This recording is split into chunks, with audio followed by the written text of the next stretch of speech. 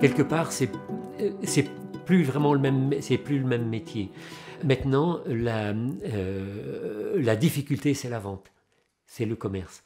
Dans les années on va dire, allez, 95-2000, c'était relativement facile parce que, enfin, en Beaujolais, le vin se vendait, on produisait et il était vendu aux négociants. Nous, on a toujours fait de la vente. On a commencé de faire de la vente en 1973 à vendre ici. Et pendant pas mal d'années, moi, j'ai vendu 20 000 bouteilles, ce qui représentait à peu près pas loin du tiers de la production, au moins un quart. Donc, on a toujours bien assis quand même notre vente.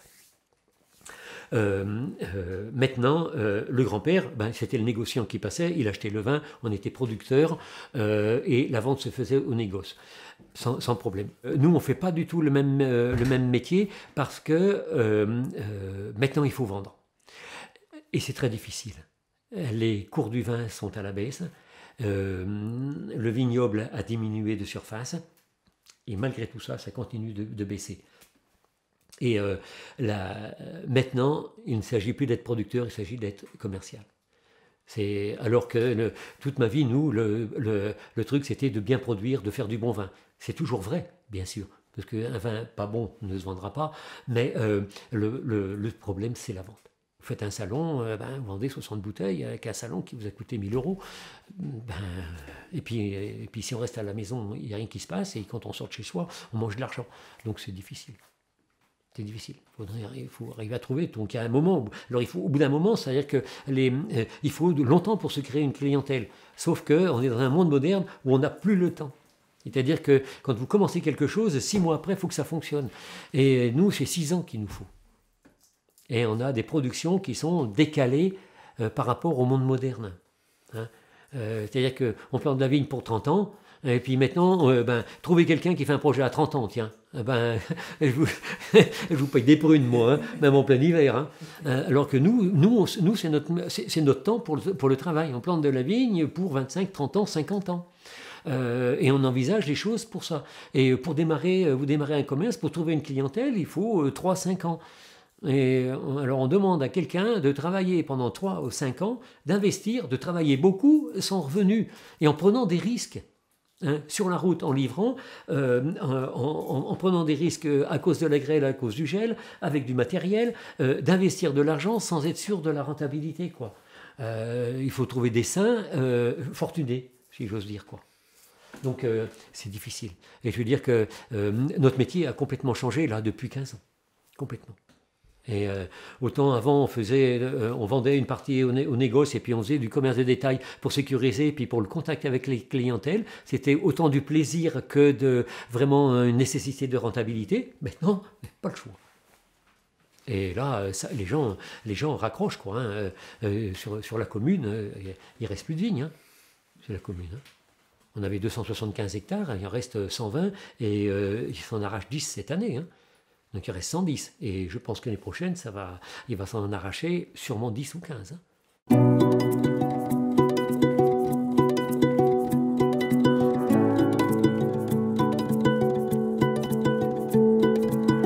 On trouve ça complètement malheureux. Et puis, comment dire, ce qui m'embête le plus, c'est que quand une exploitation s'arrête, il sera très difficile pour qu'elle redémarre. Parce qu'il y a tout un savoir-faire qui disparaît, quoi qu'on en dise, et il y a toute une infrastructure qui disparaît. Parce que quand une ferme s'arrête, les bâtiments prennent une autre destination. Et quand quelqu'un voudra se réinstaller et dire tiens, moi je voudrais faire de la vigne, il va falloir commencer par construire un cuvage.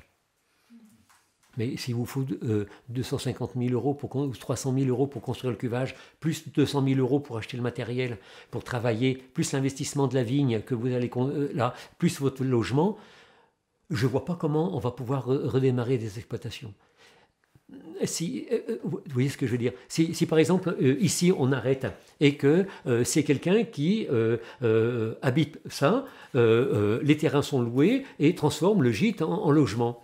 Il n'y a plus de cuvage, il n'y a plus de rien, il n'y a plus d'exploitation. Eh bien, ces vignes, là, il y a 5 hectares de vignes cultivables, de terrains cultivables en vignes, à portée de la main. Vous n'avez plus les moyens d'exploiter la vigne. Mhm. Vous n'avez rien, vous n'avez pas de logement, vous n'avez pas de bâtiment. Vous n'avez pas un bâtiment pour loger votre tracteur. Vous ne pouvez pas laisser le tracteur dehors toute l'année à cause de la pluie, du mauvais temps, etc. Vous avez le matériel qui vieillit, votre appareil de pulvérisation, vos engins, il faut que ce soit abrité. Et s'il n'y a plus les locaux, ça devient impossible. Et moi, je vois ça au niveau de la France, même très grave, quand une exploitation s'arrête, parce qu'on ne la redémarre pas. Avec les exigences. Parce que quand Oui, vous voyez... ça, l'évolution des normes sanitaires. Et oui, mais maintenant le tour d'un village, si le village est un petit peu gros, il est interdit de construire un cuvage dans le village. Vous allez dans la zone artisanale. Parce que ça fait du bruit, ça salit la route, et puis ça fait du bruit, puis ça sent la fermentation. Et donc, votre cuvage, c'est là où vous travaillez, c'est là où le client qui vient chez vous, vous lui montrez où vous travaillez, ça fait une entrée en matière, etc. Par exemple, hein, comme on a fait. Hein, et ça fait un gage d'authenticité. Si vous prenez la voiture, faire 5 km pour aller dans la zone industrielle ou artisanale pour faire voir votre cuvage, ça n'intéresse personne.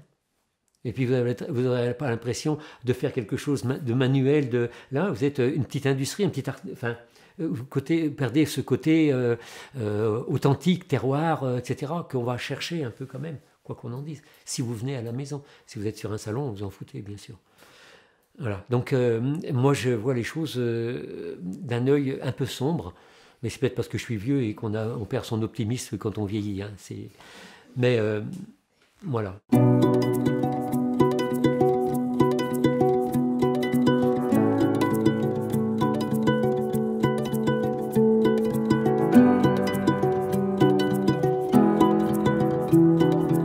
Au début des difficultés, se sont dit on ne peut pas simplement prendre soin des gens en difficulté d'un côté pécuniaire, d'un côté financier, il faut aussi prendre soin des gens d'un point de vue moral, physique, et de les accompagner dans cette difficulté. Et donc ça a démarré comme ça parce que les structures officielles, elles disent on met un comptable en face, ça passe dans les clous, point, terminé. C'est vite fait, hein, en 3 mois vous allez trouver une solution ou pas. Sauf que la personne qui est là, qu'est-ce qu'on en fait ? Qu'est-ce qu'elle devient ? Et donc c'est mis en place aussi ce suivi. Et donc un petit peu partout en France s'est développée cette réflexion et donc très vite Solidarité Paysan est devenue nationale. Et il doit y avoir quelque chose comme 75 départements avec des associations départementales. Et donc avec un peu le même fonctionnement, c'est-à-dire que les gens de Solidarité Paysan sont des gens bénévoles, sont des gens qui sont là avec que leurs compétences, leur savoir-faire, leur bonhomie, et on suit des formations, notamment formation à l'écoute, parce qu'on va vers les gens et on est là pour écouter ce qu'ils ont à nous dire et essayer de trouver avec eux la meilleure solution et surtout la solution qu'eux sont capables d'appliquer. Même si ce n'est pas la meilleure des solutions, mais c'est l'hypothèse et la solution qu'eux peuvent assumer et qui leur correspond. Parce qu'on ne fait pas le bonheur des gens malgré eux. Donc voilà, il y a tout ça, mais c'est des aventures très intéressantes. Et puis, encore une fois, on vit des choses avec des gens, quoi. Et c'est ça qui est magnifique, toujours. C'est les relations qui sont intéressantes dans la vie. Le boulot, c'est intéressant, on se fait plaisir, la vie c'est beau, mais c'est vrai, c'est parler de son produit, rencontrer les gens, c'est ça qui est bien.